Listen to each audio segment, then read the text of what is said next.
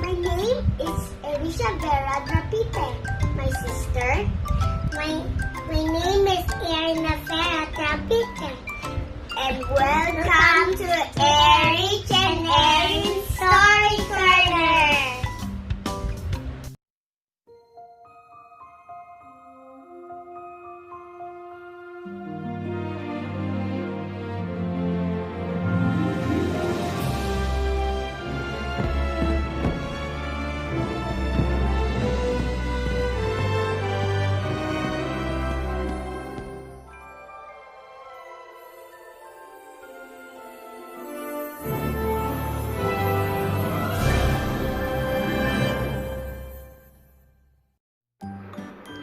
Hello children! Welcome to Erich and Erin Story Corner. I have a new story for you again. The story is Sleeping Beauty. But before we start with the story, I just want to request that you could just subscribe to the channel, click the bell button so that you could receive some more stories that I will be reading.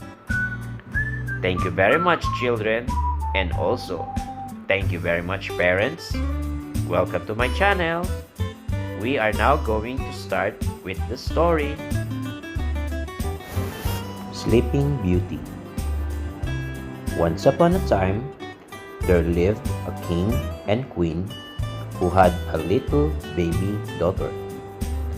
They asked all the fairies in the kingdom to the christening, but unfortunately forgot to invite one of them because it happened that unfortunately there were 13 fairies and the king had only 12 gold plates for the feast. So he was obliged to pretend he had forgotten the 13th fairy. The 12 fairies came to the christening, and they each brought a magic gift to the infant princess. One gave her beauty, another health and happiness, another cleverness, another sweet temper and a kind heart, and so on until it came to the 12th fairy. But before she could speak, the door flew open, and in there swept the 13th fairy, who had not been invited. She had an ugly frown on her face and looked so angry that everyone drew back to let her pass. Straight up to the baby she went, and she looked crossly at the little beautiful face. "You shall have my gift, though I was not invited to the christening," she said with a spiteful smile. "When you are 15 years old, you shall prick your finger with a spindle and fall down dead." Then she cast an evil look all around and flew out of the window. Everyone stood quiet, silent with grief and horror, until the 12th fairy stepped forward and waved her wand. "I have still a gift to bestow," she said, "and though I may not change the wicked fairy's prophecy, I can at least make it less evil.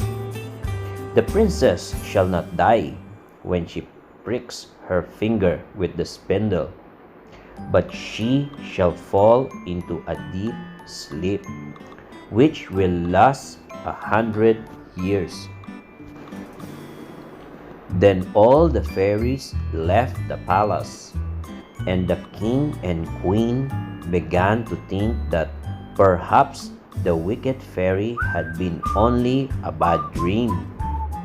But in case any harm should really come to the little princess, Briar Rose, it was ordered that every spinning wheel in the kingdom should be destroyed. And very soon, not a spindle was to be found throughout all the length and breadth of the land. Now the fairy gifts which had been given to the princess were seen more and more clearly by mortal eyes as she grew older. She was as beautiful as a flower, and as clever as she was good, and as happy as the day was long. The king and queen thought no more of the evil prophecy, and saw the years slip by until Briar Rose was 15. It happened that on her 15th birthday, the king and queen went out together, and the princess was left all alone in the palace, and began to feel very dull. So she thought she would go through all the rooms in the palace and look for adventures. After a while, she came to a little turret stair which she never remembered having seen before. And when she climbed to the top, she came to a curious little door. The princess knocked. An old cracked voice cried out, "Come in!" And when Briar Rose opened the door, she saw a little old woman sitting there with a spinning wheel. "Oh, what a funny thing that is," said Briar Rose, looking at the spinning wheel, for she had never seen such a thing before. How I should love to make it go whirling round and round." And she put out her hand to touch it. But the spindle pricked her finger, and a tiny drop of blood sprang out. Before she had even time to cry out, part of the fairy's evil prophecy came true, for she sank down on the stone bench and fell asleep. At that very moment, everybody and everything in the palace stopped what they were doing and fell fast asleep too. The king and queen sank down into the royal chairs. The cook in the kitchen, who was just going to box the scullion's ears, went fast asleep with her hand still in the air. The scullion, with his mouth wide open, ready to roar with the pain, left it open and went fast asleep too. The horses in the stable went to sleep in the middle of eating their corn. The pigeons on the stable roof hadn't even time to tuck their heads under their wings, but fell asleep as they were strutting around with their tails still spread out. The flies slept on the ceiling. The canary did not want to have the green cover put over its cage, but slept in broad daylight. The fire stopped crackling and burning. The pots stopped boiling. Nothing stirred, nothing moved, not a sound was heard.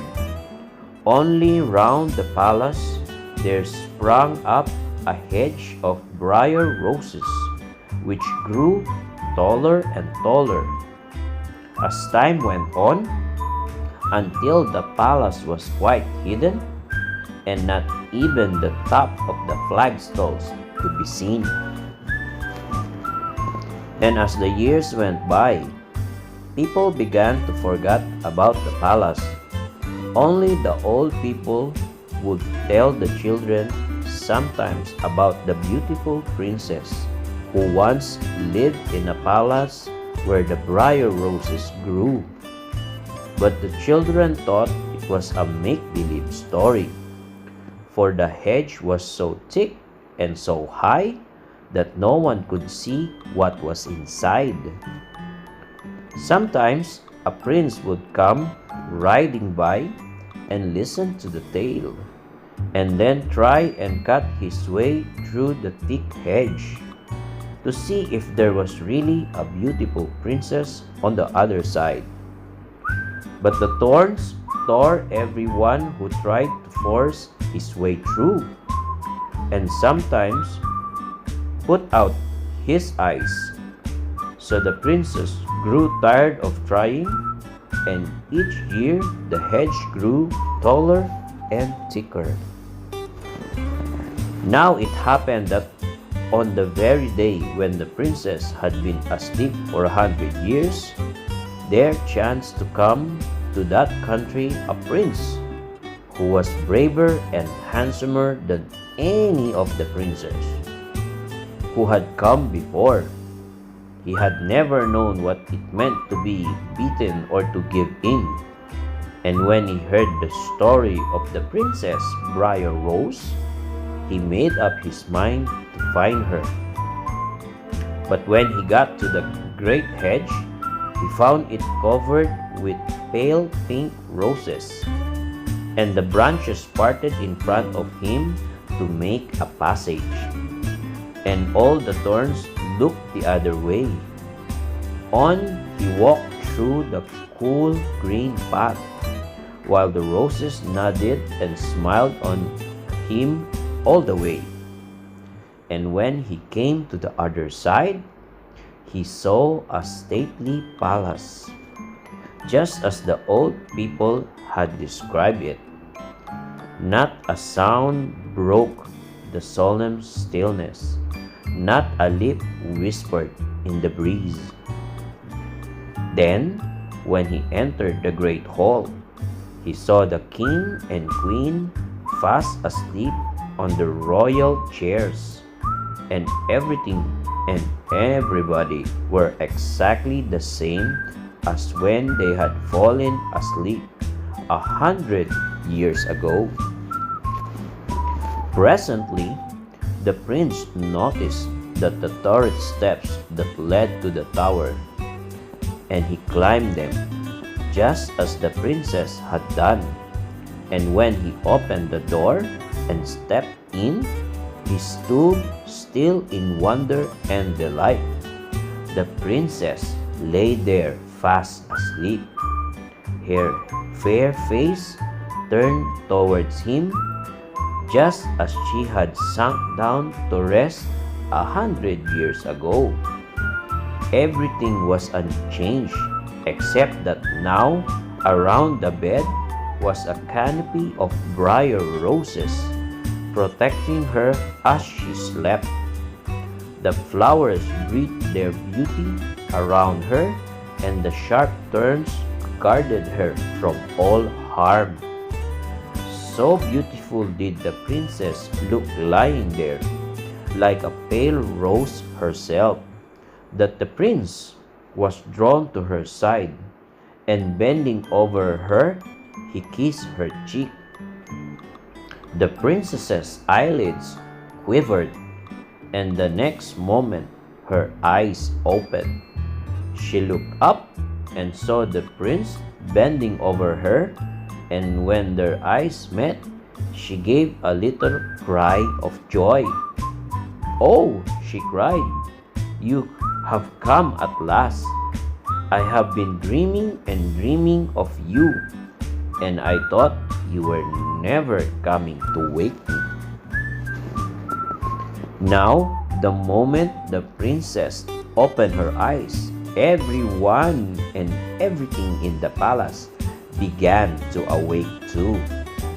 The king and queen walked with stately tread through the hail.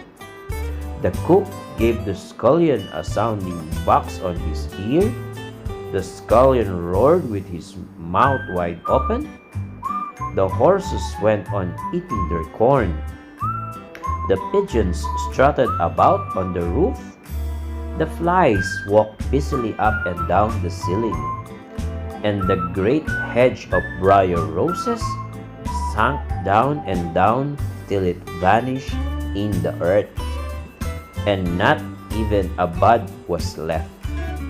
"But what does it matter if the roses are gone?" said the prince. since I have got my own briar rose, who is fairest of them all. And so they were married and lived happily ever after. The end. Hi children! So that is the story of the Sleeping Beauty. I hope you love the story. I will try to make another story to read to all of you. But please, try to tell your parents to subscribe to my channel, Erich and Erin's Story Corner, so that I can make a few more stories for you to read. Till next time, children. Bye!